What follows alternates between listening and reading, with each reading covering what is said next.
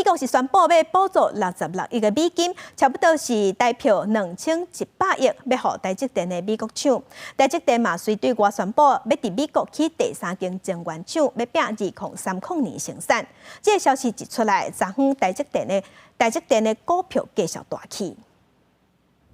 台积电美国厂传出重大进展，七月台积电甲美国商务部宣布，美国会直接补助台积电66亿个美金。台积电也表态，要伫美国起第3座的晶圆厂。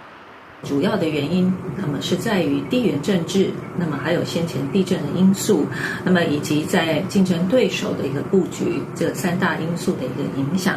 为台积电得到美国补助的消息一出来，包含苹果、辉达甲超微这3大台积电客户拢出声支持。可车到开盘股价开悬加悬，盘中上悬810块，最后收跌819，起36块，实在超过21条创新高。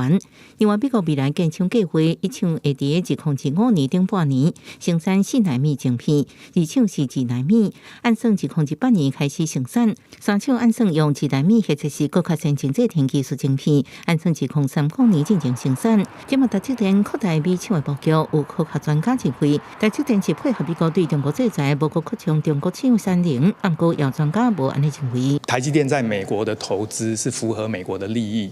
但是呢，中国大陆目前是成熟制程的市场，成熟制程目前的状况是红海市场，竞争非常